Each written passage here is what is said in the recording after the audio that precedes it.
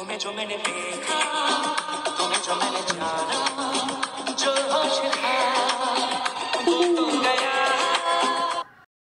Hello everyone, welcome to my new vlog. তো এই ভ্লগটা করা 8 তারিখ রাতের বেলায় 12টার সময়।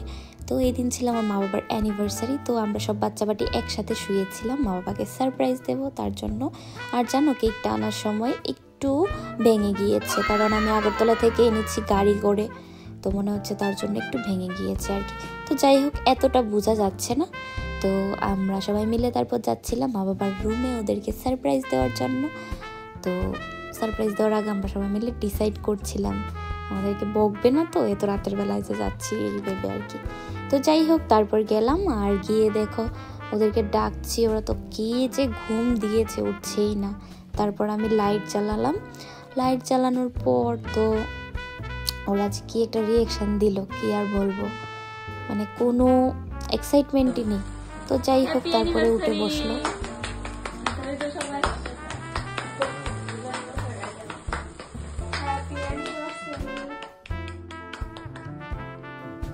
আর এইখানে দেখো আমার বাবা কত হ্যাপি, মানে ঘুম থেকে উঠে বাবা একদম ফ্রেশ ট্রেশ হয়ে তারপরে এসেছে কেক কাটার জন্য। আর আমার মা দেখো, মানে কি বলবো, এত ঘুম ওনার যে কেকটা পর্যন্ত খাচ্ছে না। তো যাই হোক, তারপর দেখো আবার হাসছে, কি করছি কি না, মানে ঘুমই যাচ্ছে না মার। তারপর বাবাকে মা একটু কেক খাইয়ে দিল, তারপর একে একে আমাদের সবাইকে খাইয়ে দিল। আর মাকে বলছিল খাওয়ার জন্য, মা বলছে খাবে না রাতের বেলায়, কিন্তু পরে দিয়ে খেয়েছে ঠিকই। আর মন্টুর অবস্থা দেখো তোমরা, ও ঘুম থেকে উঠে কিভাবে বসে আছে, কেক খাবে না বলছে ও। তারপর মা বাবা সবাইকে কেক খাইয়ে দিল। আর তোমাদেরকে তো বলাই হয়নি, এত সুন্দর কেকটা আমি আগরতলার পূজার দিক থেকে নিয়েছি, খুব টেস্টি কেকটা। আর দেখতে যতটা সুন্দর, খেতে তো আর কি বলবো।